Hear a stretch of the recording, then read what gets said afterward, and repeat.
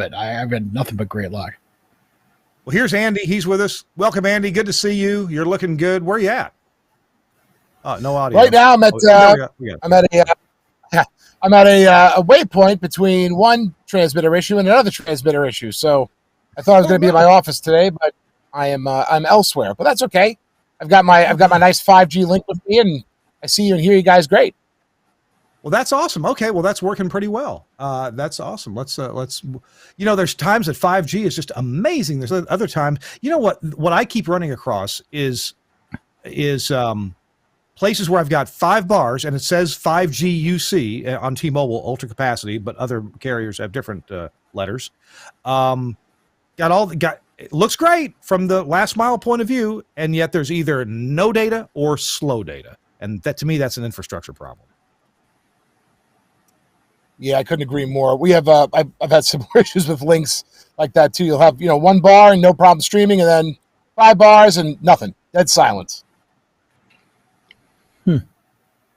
I am sharing out our show to some other places because that's what we do. It's our distribution model. You can't avoid us.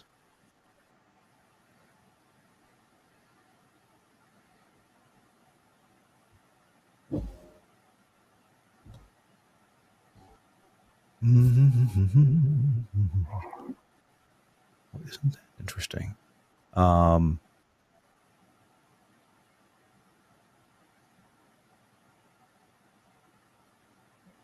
let's share it to one other place. A group broadcasting club. And we'll tag you guys both in there. And letting and star.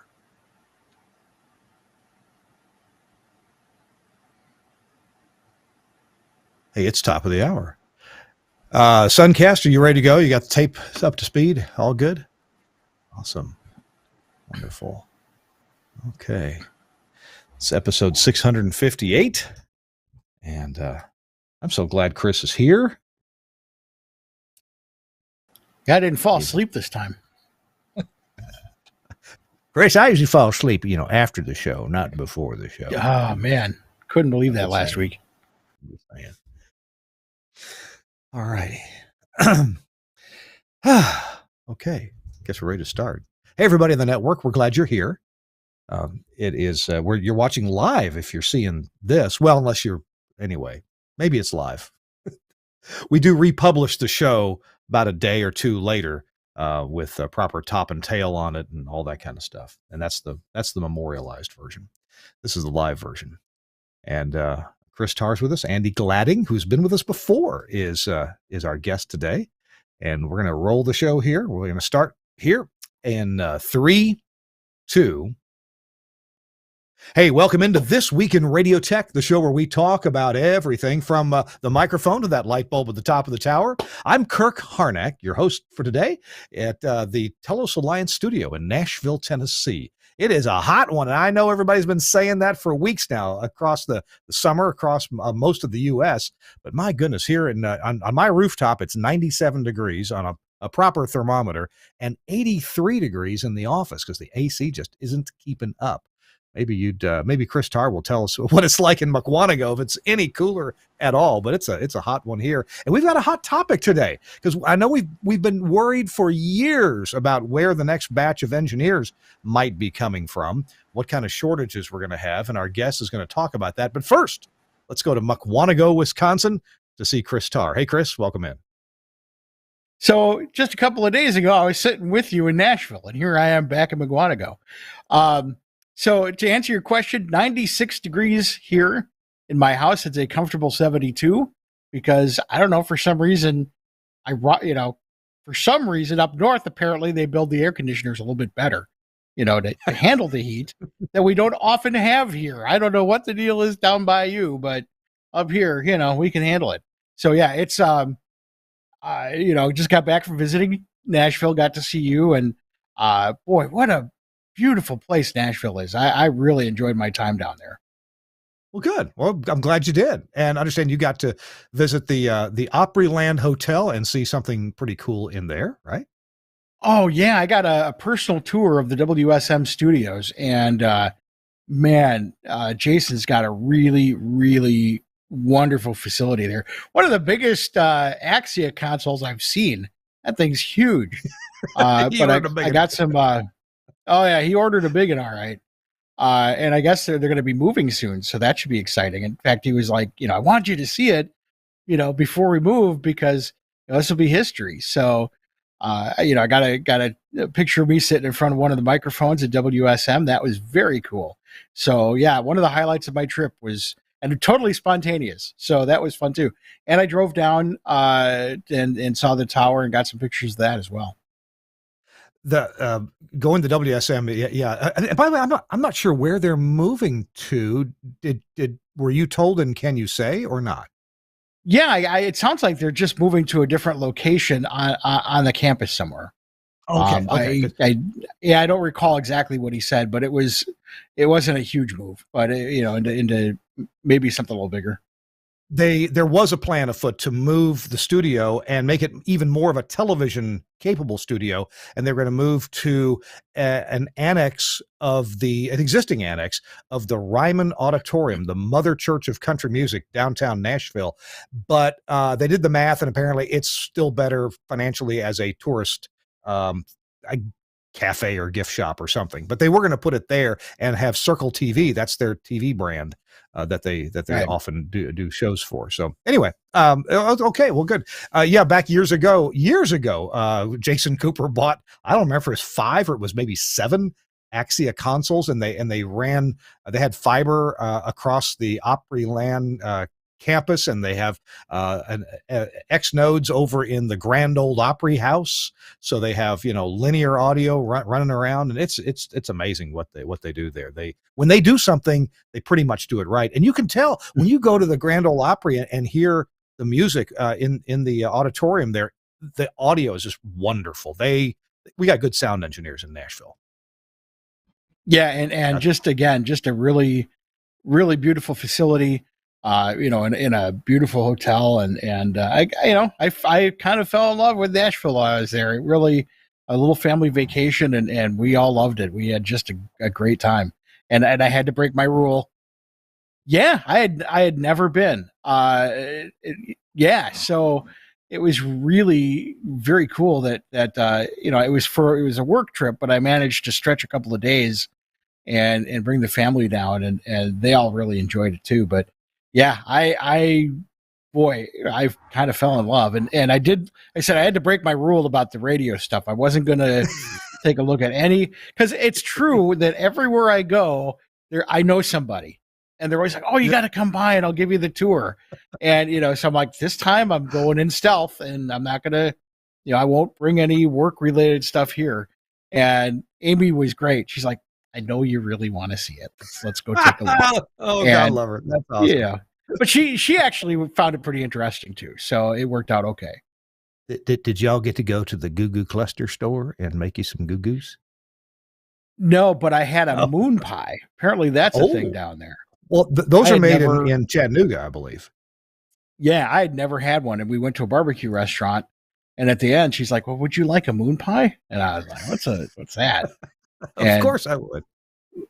Yeah, so I sure, okay, Mm. bring it on out. And yeah, so that was interesting. And the murals all over the city are so cool, so cool. So yeah, Did you have a picture made with angel wings behind you? Because you need angel Amy wings. did. Amy Oh, did. yeah, it's She a got girl thing. she did the angel wings, and went to this Daddy's Hot Dogs, which was a pretty impressive too. Okay. I've never been there. Hey, let's not forget about our guest. He's here. And Chris, I'd love to hear about your travels. Here's another guy who's traveled a bunch, in the last year. Andy Gladding. Andy, welcome back to the show. I'm so glad to see you. Oh, I'm so glad to see you too, Kirk. Funny listening to Chris discuss his sort of radio blackout period while on a family vacation. Right before my wife and I got married, a couple of years ago, we went out to Berkeley and I got a free tour of KPFA. So very excitedly, I said to Katie, "Ooh, the engineer says we can go up to the transmitter side on top of this beautiful mountain overlooking the Bay Area." So we go all the way up there, and I meet the gentleman. He's giving me a tour of the place. They've got a big 50,000 watt tube transmitter that they still use every once in a while for fun. I'm having the greatest time. So on the way back down the hill, I said, "Katie, what did you think? What was your favorite part of the tour?" And she goes, "Well, there was this really neat, nice bush outside the door that had these beautiful flowers on it that I'd never seen before." I went, and that was to the point I said, "That's it. I can't do that to her anymore." True story. At WSM, that my wife was like, she loved the wood paneling. That's all she kept. I was looking at all these gadgets and everything, and she's like, "That wood." And she was asking Jason all about it. Where'd you get that with all the colors and everything? That's so cool. I love that. Hey, Andy, at KPFA, did you see Michael Yoshida? Is that who you met there? It might have been. That rings a bell. It was a couple years ago. Okay, I don't remember, but it was very, very cool. Beautiful facility. They even had a roof that in the studios, the roof opened up to the outside. I went, wow, I'm at the wrong place. We don't have that in my office. Wow, I think I missed that part of the tour. Wow, that sounds neat. Well, Andy, you're here, and give us a little elevator speech. What are we talking about? Something about getting new engineering talent, and you found a ready pool. Well, that's an interesting thing to bring up, Kirk. I'm very fortunate that in addition to working at AM 970 and 570 in the city for Salem, New York, and they've been very supportive of my other job, which is working as the chief engineer for WRG, Radio Hofstra University. And it's a very nice symbiotic relationship because I realized a couple of years ago that a company like Salem that has radio stations all over the country is finding itself in the same place that a lot of other companies are finding, where they need young talent, not just go into on air and into production and programming and all the fun stuff, but they also need people to do engineering. So my colleague John Mullen and I kind of put our heads together, and we said, one thing we do have at WRHU is we have a never-ending supply of young folks that come to the college radio station. So by process of elimination, and it's kind of almost like every September and every January, we do like a little song and dance to try to see who's interested. And once we started explaining the opportunities that were available for young folks in engineering and kind of peeling back the curtain a little bit of the mystery of it, but saying that this can be fun and this can be an enjoyable thing, and also it can be profitable. That's what a lot of these students are worried about, is making money when they graduate. They've all got loans and bills to pay, and they want to move out of their parents' house. So once we framed it in that way, we found there was a very interested talent pool of young folks that were quite adventurous and willing to get under the hood with us to find out what was going on, what was making the machines hum. So that's kind of where we started, and it's been leading to some very interesting and unexpected places.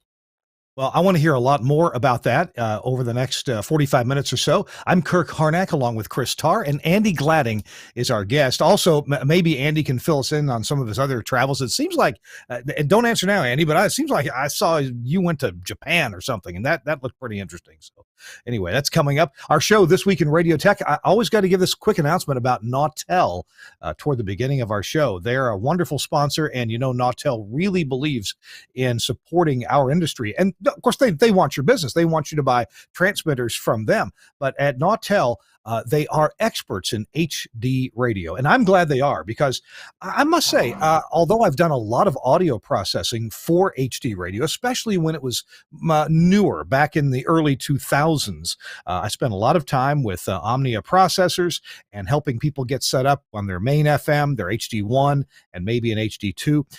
I recently had the pleasure of putting an HD radio on for myself, for my new station in Oxford, Mississippi. And the folks at Nautel made this so easy to do. I thought it'd be a lot more complicated, but it actually turned out to be pretty easy. We actually already had a Nautel transmitter. We had a VS 2.5, and it was 10 years old, but perfectly capable of transmitting the whole HD spectra. And what we had to do was disable the internal exciter that comes in our VS 2.5 and add the FM HD exciter from Nautel. And then, because we had all of our program sources for the HD2 and the HD3 right there on site. We used their HD Multicast Plus box. This is an importer and exporter together in the same box. So it's the right thing to do. You give it AES EBU digital audio for your HD 1, 2, and 3, and it encodes those properly. And then spits out the whole spectrum. Well, it spits out the E2X signal for the exciter, and the exciter puts all that together, and then makes our frequency and puts it all together and sticks it over to the VS 2.5. And it really turned out to be easy. The instructions were good. We got a little support from Nautel on a couple of things we didn't quite understand, and bam, we're on the air with HD. And when it was on the air, I thought, wow, that really wasn't very hard. And the fact that I got to use literally a 10-year-old Nautel VS 2.5 transmitter just absolutely blew me away. In fact, I had repaired that transmitter years ago. It blew a PA module, I think, during a lightning storm.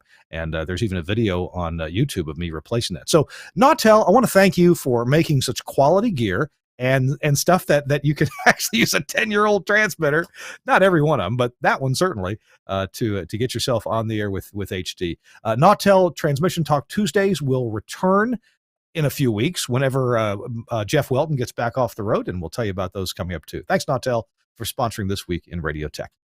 Chris Tarr's here, and Andy Gladding is here. Hey, Chris and Andy, you two are both involved with bringing people into the fold, helping educate them in broadcast engineering. And so I wonder, I know you both have things to contribute. Me, not as much.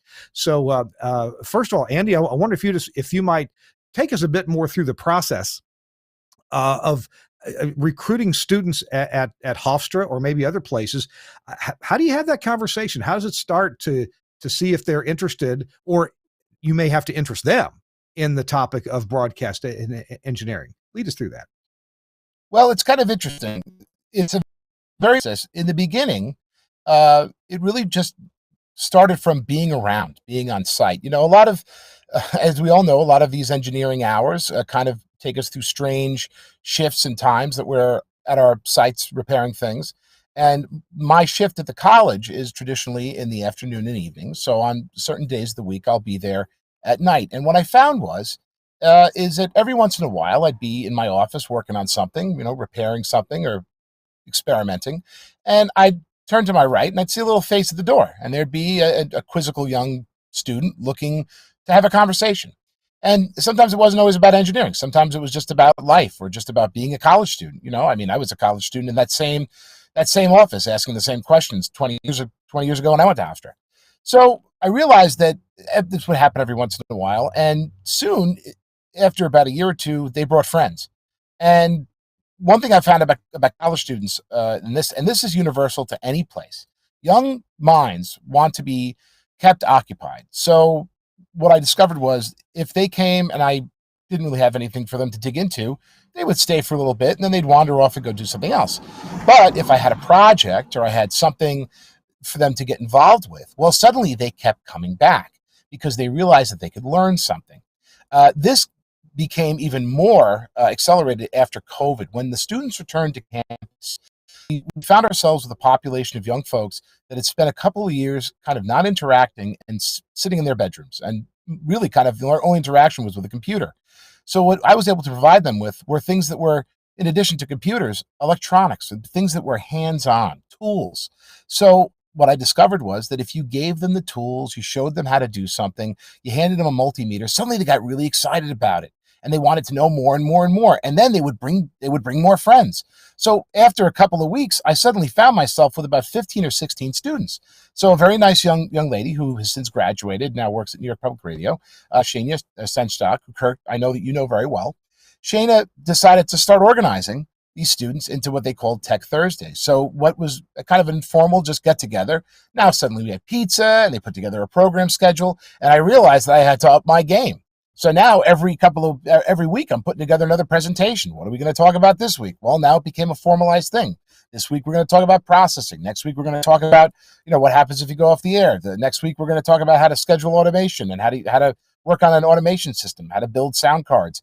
And it became the kind of thing where they just kept coming back and coming back. And I realized that there was an interest in this, but without taking the time or recognizing that there is that interest or looking to generates something that will attract attention, it's not going to continue. So it's a lot of work for me. It's something that's not part of my job description, but I realize it's important, and it's really yielded some pretty amazing and tremendous results. We're very excited about it at WRHU. Wow. I'm wondering, Chris, do you have any similar opportunities with a local university or college to draw students from? Anything like that? We do actually. Right down the road is Milwaukee School of Engineering. So Oh, we have in the past our chapter, SBE chapter, has reached out to them. Excuse me. And then on behalf of the SBE with the mentorship program, we've been reaching out to schools and presenting this as an opportunity for students who might be interested. So there's some outreach there. We don't really, it's certainly not to the level that we're talking about here today, but there's certainly, they've got to come from somewhere. And one of the biggest issues we have is people don't know that these jobs exist. They're good jobs. They're well-paying jobs.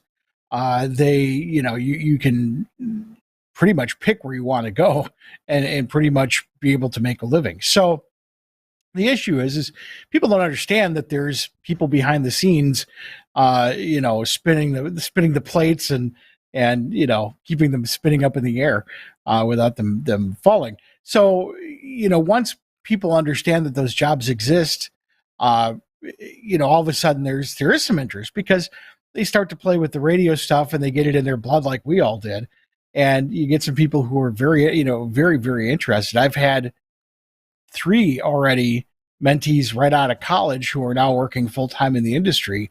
They just had to play around with the gear for a few minutes and they instantly fell in love. So yeah, I think, the biggest part is letting people know those positions are out there and then getting them started and getting them a little bit of a taste of what, the job entails.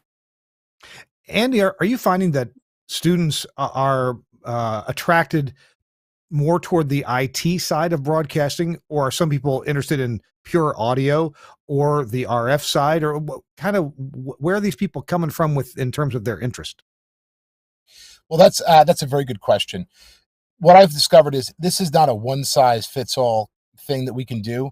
You have to take the student based on their face value. So you're going to have people that are going to be interested, but if they're not really electronics heavy or they're really not onto the math side of it, you can't push them into that hole because they're going to lose interest and they're going to leave. So one thing that really helps is because to answer your question, we get students from all over the place at WRHU. I mean, we have students that just want to do radio. We have TV students that want to do be involved because they like the idea of production. But we also get students that have no interest in working in broadcasting. Now, that doesn't mean that when they leave, they're not going to do it. Because I have students that come to me from the School of Earth Science. I have students that come to me from the journalism program. I have students that come from the theater club. And what I'll do is I'll say, look, I get that you might not want to do this end of the business. You might not be the person to sit behind a bench and you're going to fix power supplies, but you seem to be a really good writer. So we could really use somebody to help, document and publish marketing materials for what we're doing or events we have coming up, or help coordinate the things that are coming up for our little technical cohort, or help be a better ambassador to the school and to the station to provide better recruitment opportunities. So what I find that we get students from all walks of life. And I had a young man come to me about 2 years ago. He walked into my office. He wanted to be a journalism major. And as he sat down, he said, what's your favorite antenna tower? I said, that's an unusual question. So we started talking about antennas. And wouldn't you know it, after spending a year or two with me, he's now taken over the position at WFIL. 20 years old. He's a chief engineer down in Philadelphia for Salem. Oh, my goodness. I mean, you never know where they're going to come from.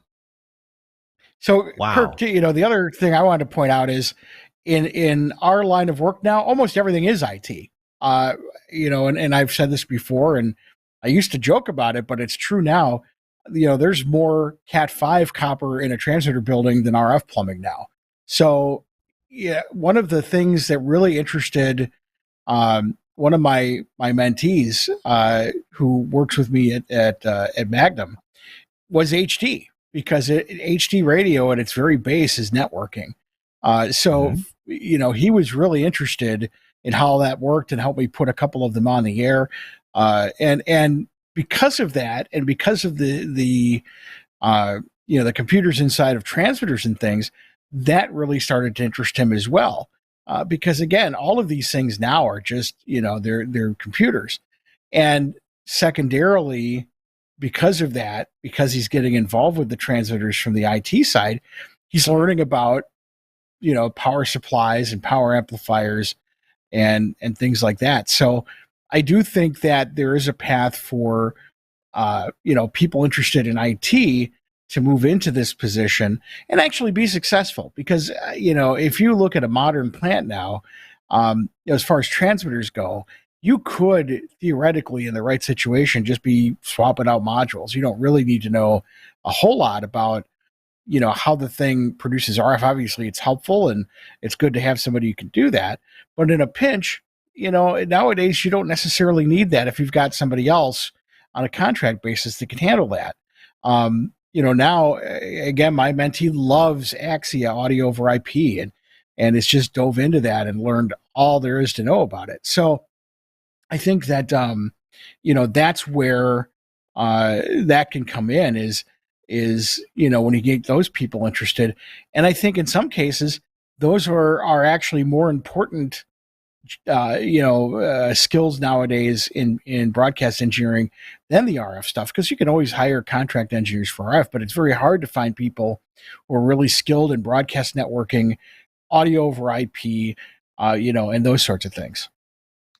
Hey, wow, you have really opened the door here to actually to our sponsor, Broadcast Bionics in the UK, and I'm going to take this opportunity to tell you about Bionics and their virtual rack product. By the way, you're watching or listening to This Week in Radio Tech with Kirk Harnack, Chris Tarr, and our guest Andy Gladding, and we were talking about where our engineers coming from. Andy's bringing students and identifying people at Hofstra University with WHRU, and but Broadcast Bionics is implementing technology that really will interest those who are interested in IT, but also its place in making broadcasting work. So let's take a look at Virtual Rack from Broadcast Bionics. You go to the website, bionics.co.uk, and you'll find out about the virtual rack. Now, you've heard me talk for some years now about virtualizing your broadcast infrastructure. And the trend, my employer, Telos Alliance, really started doing this with containerized software. Some people call it Docker containers because the Docker organization kind of came out with this model, if not first, at least in a big way. And Broadcast Bionics is taking that model of containerized broadcast infrastructure and making it super easy to implement. You actually don't have to have a degree in IT or a lot of any experience with Docker containers in order to make this work, but you are still dealing with IP addresses and IT. The virtual rack is you get the server. That's part of the deal. They have two different sizes of servers, like small and large, and they will each handle a certain a number of what they call application units. If you want to implement, for example, a small audio console, that's a certain amount of application units, or a phone system, that may be more application units. And basically, you go into the virtual rack, and it's kind of like an app store. You choose the things that you want to install, like some Telos Alliance audio consoles or phone systems or audio processors, and you click on them. They install themselves. It creates the networking infrastructure inside the virtual rack. It does that for you. It enumerates things properly, and then it's up to you to go license those products that you've installed. Many products have some basic functionality without licensing, but you'll want to go to each manufacturer, get the license to make your product run, apply the license, and now you've got an audio console and a phone system and an audio processor. And there's more coming, like a profanity delay or audio codecs. WebRTC is even included with things like the Axia Altus console. And, you can do this yourself. You can also hire people at Telos Alliance, for example, to install these things for you on your own bare metal servers, or you can get this virtual rack from Broadcast Bionics. Now, if you go to that webpage at the Bionics website, down at the bottom, and Suncast is showing you right now, there's a couple of videos at the bottom where Dan McQuillan describes how this works. Also, Dan did a TWiRT episode with us a couple of months ago where he describes in pretty good detail how virtual rack works and what a lot of the options are. So I would highly encourage you to, if you don't have a degree in computer science or networking, you can still do this using this amazing virtual rack from Broadcast Bionics. Check them out at bionics.co.uk or bionic.radio. Thanks so much to Broadcast Bionics for sponsoring This Week in Radio Tech. Oh, and if you're in the USA, for example, you can get this through your Broadcast Bionics dealers here in the USA, in the UK, and in most countries around the world where there's broadcast dealers. You can get this product. So check it out. Thanks a lot, Broadcast Bionics, for sponsoring This Week in Radio Tech. All right, back to Andy Gladding and Chris Tarr. They are talking about where to get students. Andy, one thing I've noticed on Facebook, I'm a member of the Hey Audio Student group on Facebook. Man, there's a lot of people in there. Holy cow, thousands of people. So obviously there are students interested in audio, and a certain percent of them, I'm sure, are interested in broadcast audio. Andy, what are some of the social networking platforms or places that you encourage people to go to find out about broadcasting? Oh, I mean, well, besides the traditional models, I mean, unfortunately, my social media presence is very limited. My students and also my wife make fun of me all the time because she says I'm very old school. I tend to use Facebook for most everything, and I occasionally dabble in Instagram. But I find that the students have their own resource of places that they go to for connecting with each other, especially when it comes to networking and making those connections. I mean, they'll definitely use Facebook, Instagram, TikTok. They share a lot of TikTok videos that they find, and within those videos, there are chat and messaging features where they'll begin to direct message each other to establish relationships.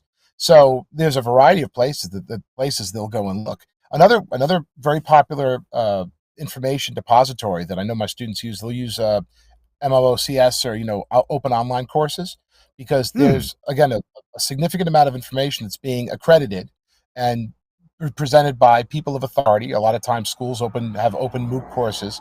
So I'll have a student come to me and say, hey, I just took a MOOC on the difference between alternating current and direct current. And then they'll have questions about it because they'll have their virtual instructor that will have spoken to them as sort of a broadcaster. And then they have questions they'd like to drill down into the subject matter, might not be able to get the information they're looking for because there's so many people interacting with that online course. We're talking thousands of people tune into these things. So they'll come to me and say, hey, what do you think about this? Is this accurate? And I'll say, oh yeah, that's right. That could use a little refinement, but you got the right idea, that kind of stuff. So that's another great resource because, again, it's accredited information by most of the time by universities and by lecturers that know what they're talking about. So a lot of information there. Chris Tarr, you and I got to check out Massive Open Online Courses, mooc.org. Wow, I'm on the site now. What a resource. Engineering, data science, law, literature, math, medicine, music, philanthropy, physics, science. Holy cow, Chris. We could get smart.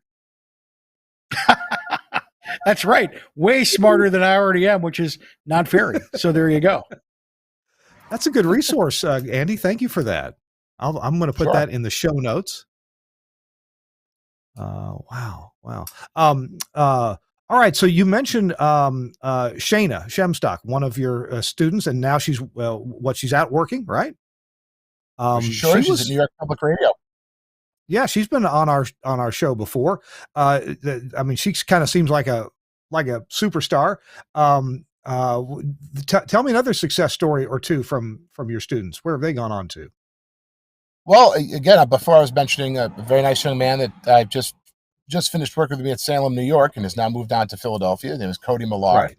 And I think he may be, I'm going to put it out there, he may be the youngest chief engineer in the U.S. right now because he's 20 years old and he's in charge of a massive 2-station AM array, which he's, taken on a very big challenge here, and I give him a lot of credit. So he's definitely an example of somebody who came in, was interested, and we kind of launched him in the right direction, and he seems to be, making a lot of headway. I mean, we have a lot of different students that come through and have landed places. I had another student a couple of years ago by the name of John Sinelli, who, again, came to my office just to chat and had questions about engineering and about just being a college student, life.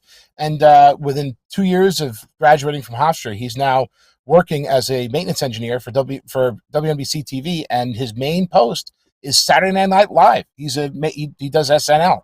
Couldn't believe it. He gave me a call a couple weeks ago and said, "Hey, Professor Gladding, you want to come to SNL? I'll give you a backstage tour." I went, "Of course, I would love to do that." So I mean, I'm not going to say that I'm in it for the fringe benefits, but they're pretty nice when they work out. That Chris, I kind of got interested in broadcasting for some fringe benefits, at least, a little bit of notoriety around high school, right? People would say, "Oh, I heard you on the radio last night." And then there's always access to the prize closet. Is that why you got in broadcasting, Chris? Oh, absolutely. You should see the number of radio station T-shirts I have. Just, I could keep myself clothed for years with just radio station T-shirts. So there is that, and of course my CD collection is huge as well. I've heard. Yes. I was going to say, have you digitized all those? But they're already digitized. They're on CD. Have you moved them off of CD and onto some maybe more or less ephemeral medium? Well, here's the thing about radio station CDs. They're usually one-hit wonders. So I just saw Suncast posted here that he has half a banner roll that he took home with him. There's that too, the banners. I mean, I still have banners in my garage from, jobs that I had 25 years ago. So, there's all those little fringe benefits. And of course, in engineering, you got to fight off the women. So there's that part of the benefit too. You become very attractive to the opposite sex. I'll bet both of you can come up with stories, and I'll prime the pump here. When I was the chief engineer at WKQQ, a rock station in Lexington, Kentucky, they had a limo. It was a station limo. It used to be owned by the state of Kentucky. I think it drove the governor around, and the station bought it. And I came up with some lousy excuse to drive it home one weekend and drive my family around town. So it's like I had to check out the radio, make sure it was going to be, good for the remote or something like that. So I drove the limo home and drove it all around Richmond, Kentucky with my family in it, waving at everybody. And of course, it had the double Q logo on the side. That was a nice fringe benefit. Occasionally get concert tickets, occasionally. What kind of fringe benefit, Andy, what kind of fringe benefits are you finding, or are you students finding working in radio? Well, I can tell you a fringe benefit that my wife discovered, and you guys will be amazed at this. A couple weeks ago, my wife's uncle gives the family a call and says, "Oh, I'm cleaning out my storage unit.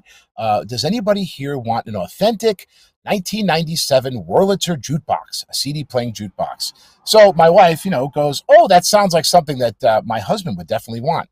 So she says, "Yes, I don't know anything about this." And about a week later, she says, "Oh, by the way, my parents are coming over with the jukebox." So the first thing I said was, "Does it work?" She goes, "Oh yeah, my uncle plugged it in. Everything, it says it works fine." I still say to myself, "Oh boy." Sure enough, as I'm sure you guys can guess, the jukebox showed up. CD carousel turns. Does it play CDs? Absolutely not. So what does my wife say to me? "Well, you're a radio engineer. You can fix a jukebox, right?" I said, what comparison could I use from your job that you want to bring home work? I'd bring home work for you and give it to you to do. Of course, I kept my mouth shut. By the way, she might be watching. So, Katie, I love the jukebox. It's beautiful. And by the way, speaking of CDs, I got another 150 CDs to add to my collection of CDs I already have. So that's a fringe benefit my wife discovered. That is the same thing here. And anytime there's a computer or a phone or anything around here that doesn't work, oh yeah, I get pressed. And not only that, but like relatives know. And not only do they use me, but they offer me up to their friends. "Well, my son's a broadcast teacher. He can probably fix that for you." So yeah, that is one of the fringe benefits to family members for sure. I know, Kirk, it's not the question you asked, but I had to go there. So, Andy, I got to hand it to you. And one of the things that I've noticed, and the Tampa SBE chapter has Mr. Chavez there. He's been a guest on our show. Is that your involvement with Hofstra University, WHRU, and the and now at Salem, and helping students to find this profession and find something that they find a way to express what they kind of thought they wanted to do anyway. All right, it appears to me that's highly dependent on Andy Gladding driving that. If it weren't for you, I don't think you'd be seeing the success involved there. It doesn't happen naturally. It takes somebody with super enthusiasm to get that to go. And a lot of times it's a college professor, like you've been. In Tampa, Isaiah Chavez, who we've had on the show, kind of the same way with getting students there to come to the SBE meetings and discover, is there something here that turns you on, that you think you might see yourself doing. So Andy, I wonder if you could tell us about, what you think SBE chapters or other people in engineering could do. It seems to take a personality like yours, somebody excited to make this happen for it to happen. Got any thoughts about that? Sure. I mean, look, at the end of the day, I can't take credit for all this. It takes a village. It really does. I know it sounds a little cheesy, but at the same time, it's true. I would not be able to do all of these things without the support of the people that are involved in all the different organizations that come together to make this happen.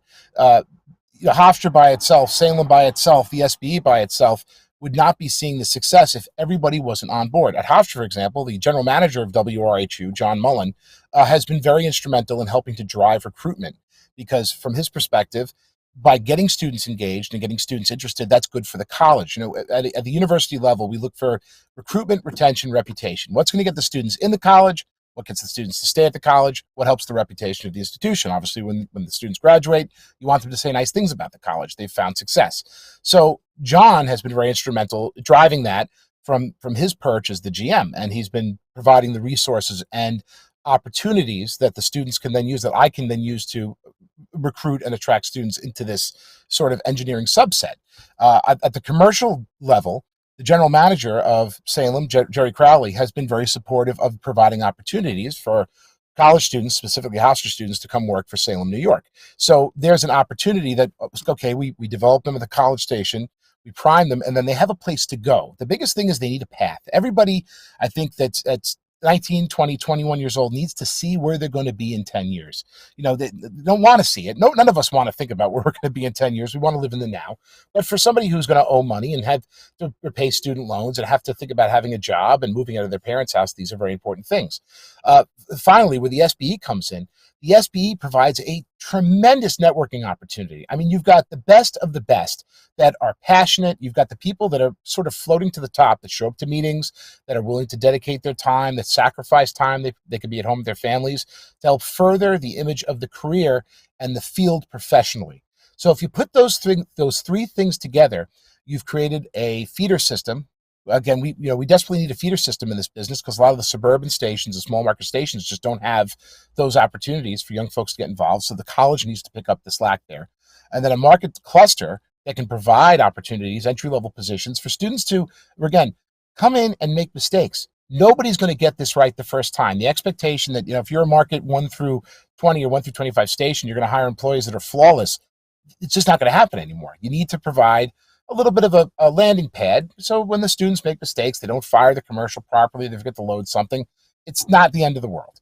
We don't want to say that, but that's very important. And then finally, the professional networking and mentoring has to then continue past that entry level point because the student, once they're in the position, they need to be surrounded by professionals they can look up to. They need role models, and they're going to need a lot of them. They're going to need people that can be their heroes. So my pitch to SBE members, you want to be somebody's hero. If you've been doing this for 35, 40 years, make a friend, make a young friend who you can pass along all of this knowledge and information to. You've spent all this time learning it. You know what to do. You have all the wisdom. Pass it along. That's the only way this works. It's the only way it works. Chris, I want to follow up with a question for you. I think as engineers, I think a lot of us may not have, I don't know how to say this. We may not think that we're somebody that people would look up to, that students would look up to, and yet some do. And it's important, to be that role model for people who are looking for someone to look up to guide them. And as a mentor, I'm sure you've experienced this. What advice could you give to other engineers to take on that role of being mentor worthy and realizing that they are? Well, first of all, I touched on this earlier, the SBE mentorship program. I was the chairman of the committee for that for quite a while and helped launch the program. It's a good way to match engineers with not only young engineers in the field, but people who are even interested in getting involved. And it being a free program, it's really open to anybody, and anybody can be a mentor. It's not really, somebody who has, the depth of experience of 50, 60 years in the field or whatever. I'm a mentor. And yesterday, for example, I was on a call with one of my mentees, and it was really rewarding. It was a great phone call because it had, or we actually did do Zoom meetings, but it was a great call because, when I first started working with him, he was really insecure, and he had a lot of questions about, how do I learn everything that's here? And, I just really don't know how to manage this. And this last time that I talked to him, we had a few successes, and all of a sudden, his whole attitude was different. It was like, I got this, things are good. We were joking about some of the advice that I gave him. One of the pieces of advice that I gave him that he just loves is, we're not going to get any more off the air. And he said, I've used that a couple of times. Instead of panicking, I stopped and I went, you know what? We're not going to get any more off the air than we are now. So I'm not going to panic. I'm going to solve the problem. So, I think that is, it's so important not only to pass the technical knowledge, but the personal knowledge as well. I work very closely. One of my mentees is actually the son of the group that the station group that I work for. And, he was great. He was like, if my son isn't, my son is a technical guy, he really wants to learn this. You don't have to take him on if it, just because he's my son. And if it doesn't work out, it's okay. But he's a great guy and very, very smart. And he is, as you mentioned, and I don't, it sounds kind of weird for me to say it, but his dad has said it. I'm his hero. He just really looks up to what I do. And, he's learned a lot and continues to learn and talks about how great it is that he has the opportunity to work with me and learn this stuff. And he's taught me some things, and we work really, really well together.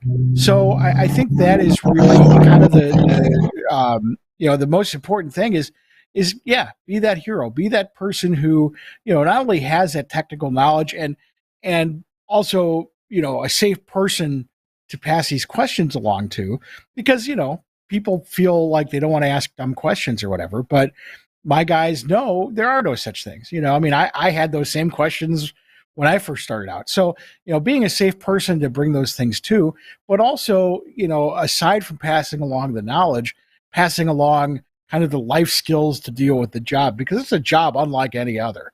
So, there's going to be things we were talking about yesterday, like, how to deal with, coworkers who have issues and, what it's like, you can't say, the advice I said, was pointing to yesterday is, our job isn't to ask why. Our job is to say, okay, we can do that. Or, instead of saying, why do you want to do that? Say, well, what is the result you're trying to achieve, and work through the problem that way.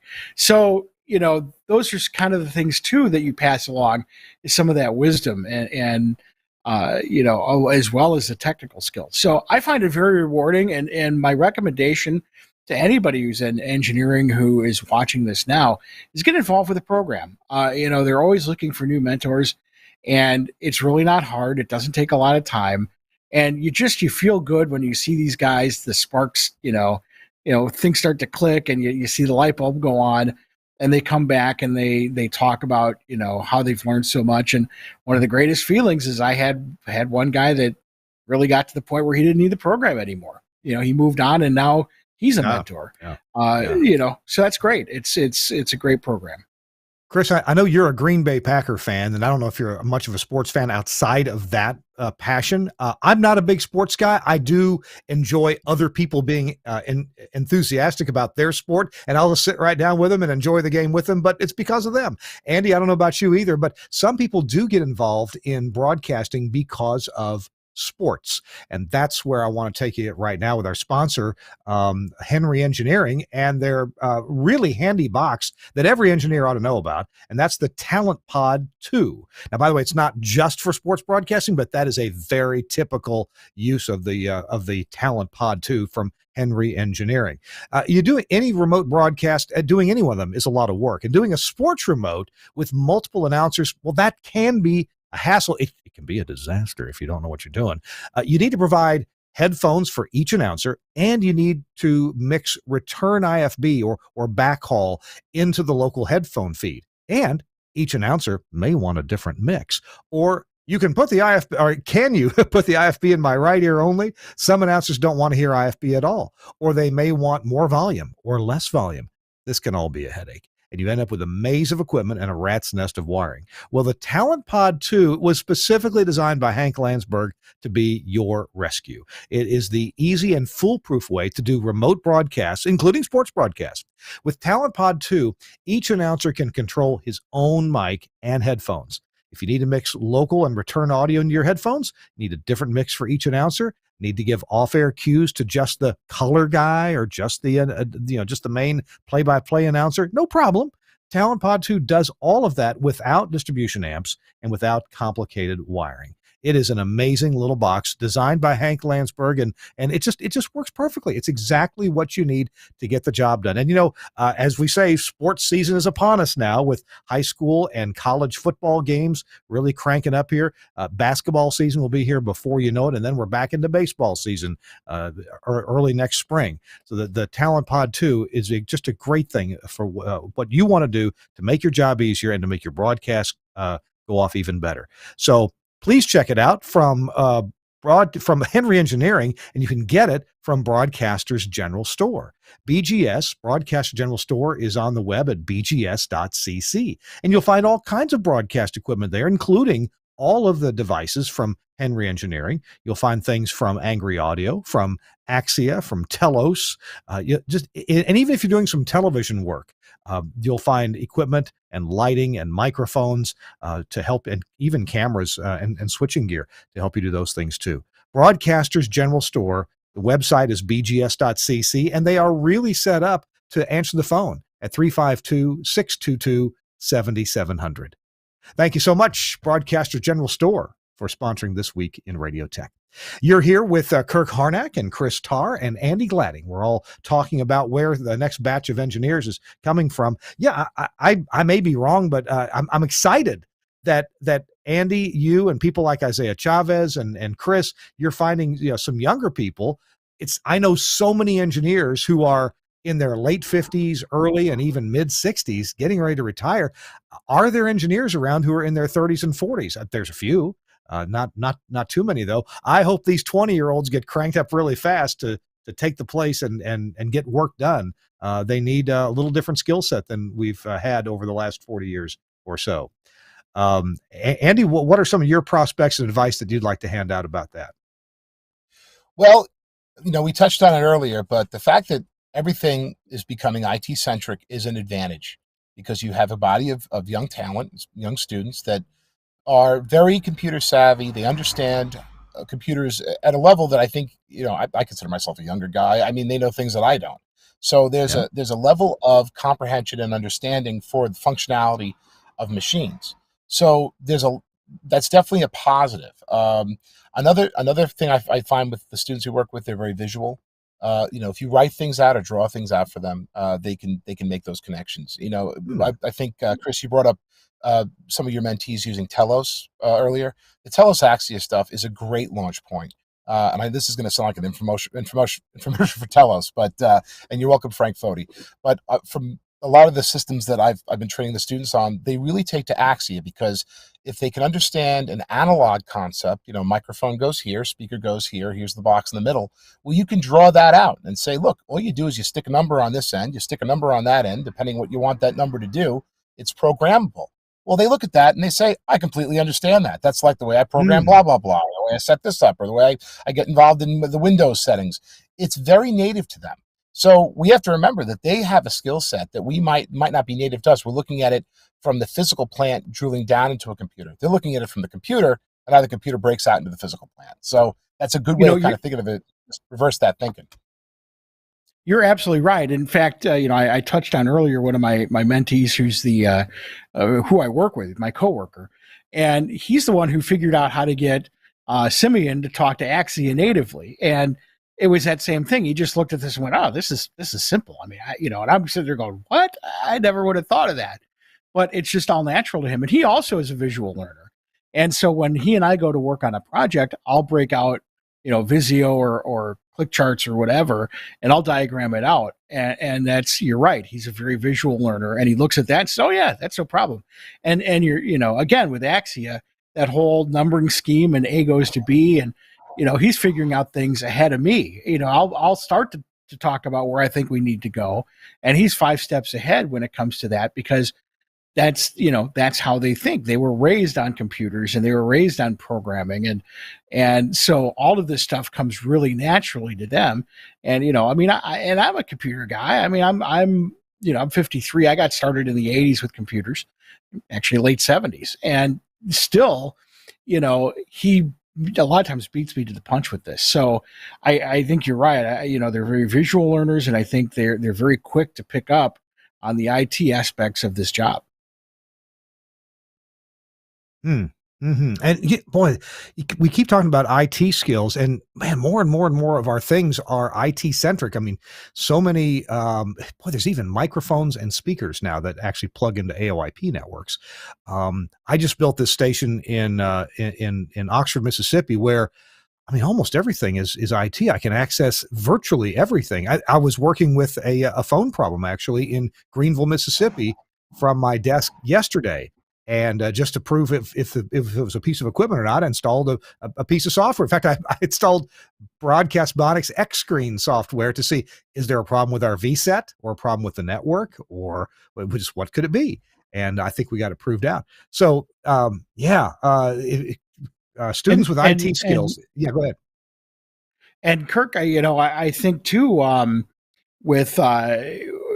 think you're going to see the paradigm change a little bit in engineering, where you're going to find fewer people doing pure RF, but they're going to kind of be regional guns for hire to handle the pure RF things. So you're going to find really the engineering people are going to be a lot more IT studio engineer HD, and when it comes to antennas and towers and that sort of thing, that'll all start to kind of be handled by consultants. I really see that is probably going to be the future of this business. Chris and Andy, earlier this week, Chris, you and I were at the Tennessee Association of Broadcasters along with the SB Ennis workshop, and I met a TV general manager. She's from the Chattanooga market, and she said, all of the engineers, or most of them anyway, are getting very close to retirement age, the TV engineers in our market. She said, I would be interested in working with the other TV station managers to help some engineers form maybe a contract engineering firm that would be pretty much dedicated to Chattanooga TV stations. We'd certainly provide them with enough business, but I don't know that we need a full-time engineer, but we sure need people on call a lot or for projects. And I wonder if you think that this might be a model that you might have. I know we have contract engineering firms now. Josh Bone with Max Connect, that's one of them. They serve a lot of different markets. But do you think we'd find more market-centric contract engineering firms that would take care of a whole bunch of stations? Not that we don't already have that now, but do you see more of that? Well, one interesting thing that I noticed, I've been on both sides of the coin. So I've done work for contractor integrator, and I've done work as the resident chief engineer. And there's a balance there, because when you can bring people in from the outside, you're definitely looking at saving money. And you have an availability situation that you can get 24-hour coverage if the company you're working with has enough folks on staff. If everybody's pooling their resources, you're going to have somebody picking up the phone that can come to you. At the same time, and I'm sure you guys can agree, there's a lot to be said about natively knowing the plant you're working in, because you're going to know where all the booby traps are, and that's going to save the next person a lot of time. One of the things I always say to the people I'm training, I say, when you take the extra 5 minutes to fix something, label something, do it properly, you're not doing it for you. You're doing it for the person that has to fix it after you're gone. So I almost like a courtesy. You need to make sure you extend that courtesy to the person coming after you. So I agree. I think a blend of people that understand the facility they're working on, augmented by contractors, and if you can have that same group sort of, if there's an opportunity to have people be able to do both, I think that there's the woman from the Chattanooga TV station has a lot of wisdom there. There's a lot of purpose to that for sure. Yeah, I definitely think you want to have somebody still with the individual stations, because I've found in my past working with contract engineers is, they don't have as much skin in the game as I do. So, that's where you sometimes find some sloppiness in the work, or, and not intentionally, but, they're running around doing 800 things, and they just don't have the skin in the game of, well, if I don't do this well, that's my career. And so, and that's not to say they're all like that, or even most are like that, or even that it's a malicious thing. It's just the realization of, it's not their job necessarily to focus on those details. Their job is to do a job and move on. So I do think you really still need to have somebody on the ground that's your representative that has skin in the game. Now there's an interesting maybe twist on that, and I totally agree with you, Chris. But what if you had a contract engineering firm that did take care of all or most of the TV stations in Chattanooga, Tennessee, and you did take the care to do something right, fix it, label it, and make sure it was documented for the next person, because that next person is either going to be you or somebody who works with you or for you because they're on your contract engineering team.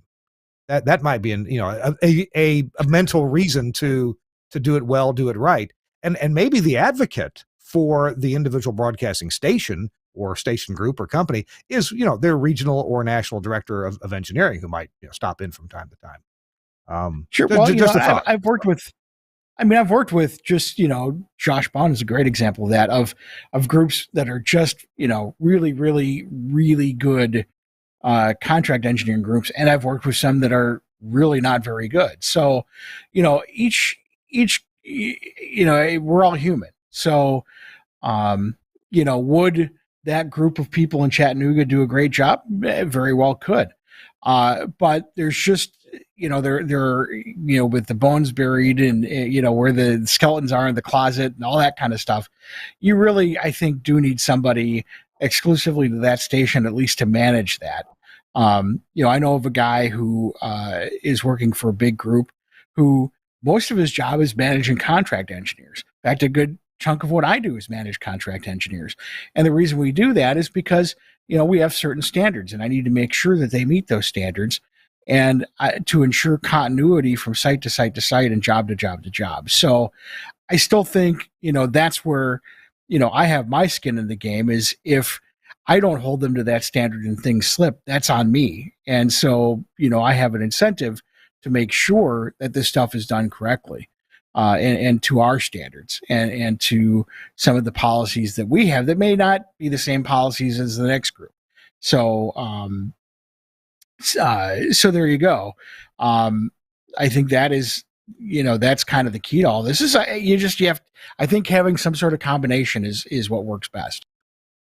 Andy Gladding, you got 2 minutes. We're going to put you on the spot in 2 minutes for a tip of the week.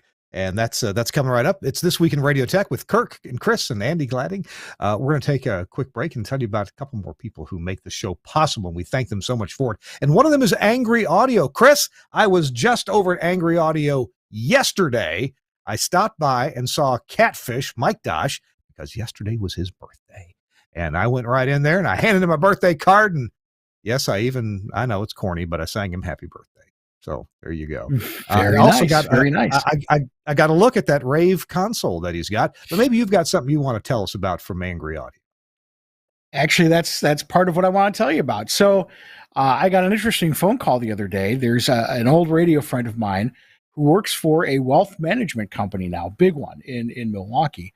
And they do podcasting, and they do live radio show on the big 50 kilowatt AM in Milwaukee. And they're building they have a new building that they're moving into, and they want to build a new little broadcast facility. And they came to me and they said, so, what do we do? Here are some of the things that, we want to accomplish. And I said, you know what? I know exactly what you need. It's the Rave console from Angry Audio. And I explained why that console would work really well for them. Interfaces with the computer, has automatic mix minus, has enough inputs for everything they want to do. It functions like a radio console, because this was a radio guy and he was using a production console. And he said, it's just so hard in the heat of the moment to, when you're so used to having faders and buttons and, not all these knobs and those sorts of things. it's really hard to get that into your workflow. So I really want to move to something that is a lot more broadcast oriented.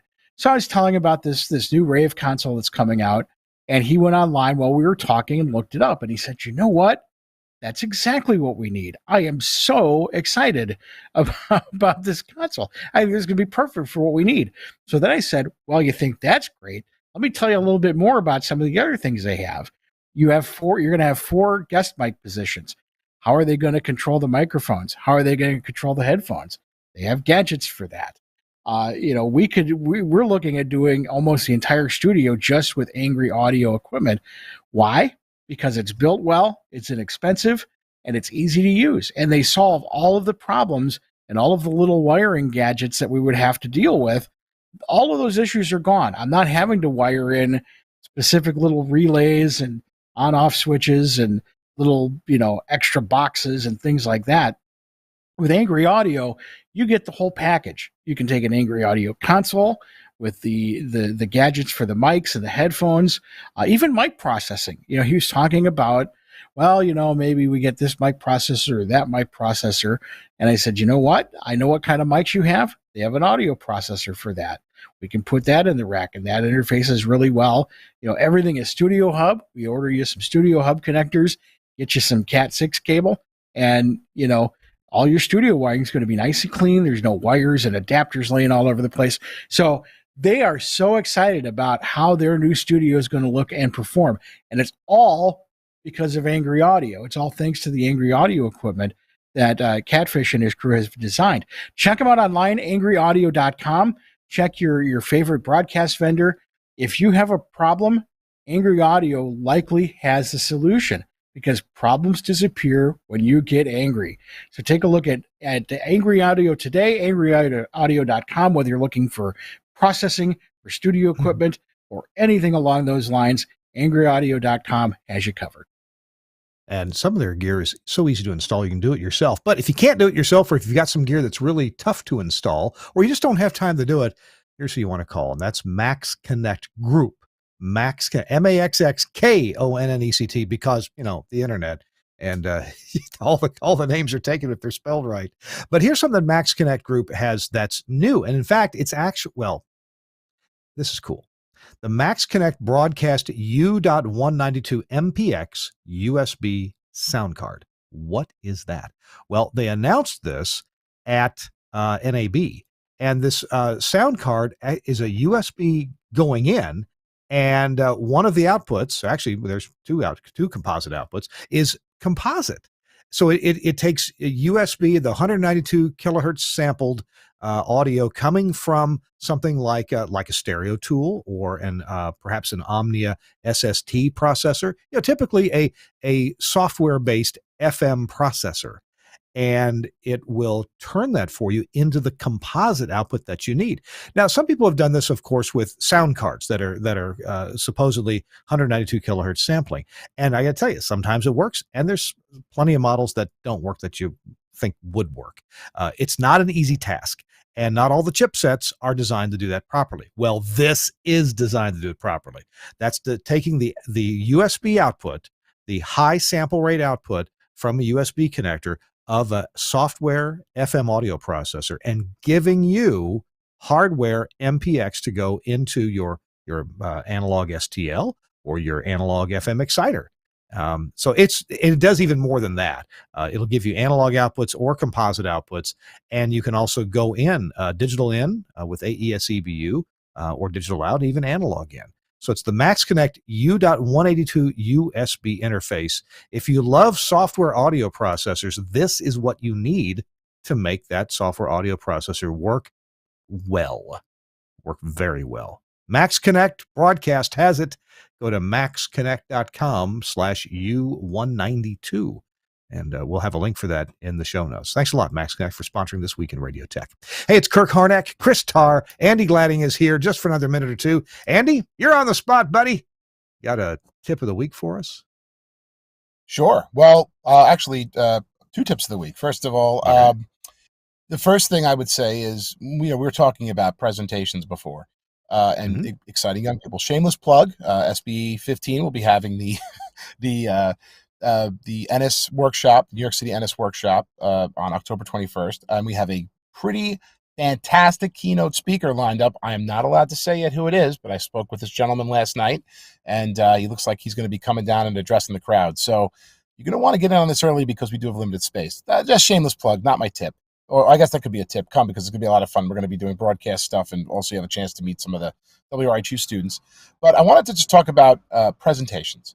You know, a lot of times, and I've found this while we're kind of thinking about setting up what we want to do for this Ennis on October 21st. You know, we have presentations, obviously, that engineers such as ourselves would be very interested. We want to dive down into really technical stuff, and we want to learn about resistance of wire. We want to learn about how different processing works at the baseband level and stuff like that. But then when you're programming for a broader audience, sometimes you need a little star power. And one of the things I found is, and I heard this from a very good friend of mine, is when you want to get lecturers, you want to get inspiring people, find the most interesting people that you can find that are in the subject area that you want to teach. Over the last year, for example, I found myself teaching an audio class at Hofstra University. Never taught an audio class before. I said, how am I going to do 15 weeks of this? I got maybe enough for 2 hours here, you know, that I can draw on without having to do any research. Well, I called on a couple of friends of mine, and I brought an engineer in by the name of Bill Schnee, who's produced about, I'd say about 50 number one hits. Kirk, he lives down in Tennessee, down your guys' neck of the woods. And he's over in Franklin. And he came in and he brought with him 50 years of knowledge, entertaining stories about musical acts that you guys would know, that I would know, like Huey Lewis and the News and Whitney Houston and Michael Jackson. So a guy like him comes in and the class is on the edge of their seat the entire time. So sometimes presentation is inside of the entertainment. And I say with anybody who's an expert that's also entertaining, that's the person you want to bring in for your conveyance of knowledge. So pro tip for anybody who wants to attract the attention from those that might not be super in or super deep with the technology, put a nice face on the front of it. If you build it, they will come. That's my pro tip of the week. That's a good one. Good. Chris Tarr, got anything for us for a tip of the week to leave us with? Oh, mute. Sorry, there we go. Hey. I wish I had brought it with me to show, but I used it earlier this week, and it just reminded me how handy it is.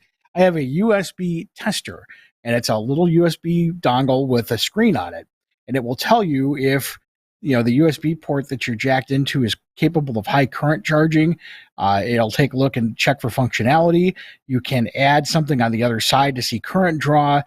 You can measure PoE with it, all kinds of stuff, and they're really not expensive. They're under $100, but it is a great tool for checking, if you have a USB port that isn't functioning the way you expect it to. This is a great little test tool to just see what's going on with that port. If it's, USB 1, 2, 3, whatever. It'll tell you all the data. And then again, when you plug something in, it'll tell you data flow, current draw, all those sorts of things. So you can test cables with it, all kinds of stuff. So you can get them on Amazon under $100. Get one for your toolbox. You'll be really, really happy you did when you need it. I do see the really cheapo ones that just tell you voltage and current draw. And I've had one of those for some years, but you're talking about ones that tell you more than that. I see one from Klein Tools for about $40. If there's something really cool you want to let me know about, why don't you, here's a USB power meter from Klein Tools. Maybe you can send me a link to the one you're talking about. Sure. Okay. I'll put in the show notes. I'd like to see that. I want to get the right one. Chris, thank you very much. Good tips all the way around. Andy Gladding. Oh, by the way, Andy, you were honored as Engineer of the Year, weren't you, by your SBE chapter in June? I sure was. And it was an honor I was not expecting, and I'm overly flattered to be recognized amongst such a group of really, really, really prestigious engineering folks. As they say, I'm not worthy, but I'm happy to be named. Well, good. We're glad you were, and we think you're worthy. And thank you for being our guest here on the show. Thank you for finding a place to stop, get some good signal, and join us. I really appreciate it. And Chris Tarr, thank you for joining us as well. Good to see you this week, and glad you made it home safely. All right. Hey, thanks to Suncast for engineering this show. I got to tell you, I was going to bring up during the show, Suncast has found a great niche in broadcasting, and that is doing show production. And it takes a certain skill to switch a show at the switch the scenes at the right time, to have the right scenes ready. And this is a skill that I tried it my hand a little bit myself, but it's really good to have a professional like Suncast on. And I think that's a direction that students can look at as well. If you want to put your creative talents to use, look at directing live TV shows. That TD, technical directing. Hey, we got to go. We're going to be back next week with another great show, and we'll see you next week on This Week in Radio Tech.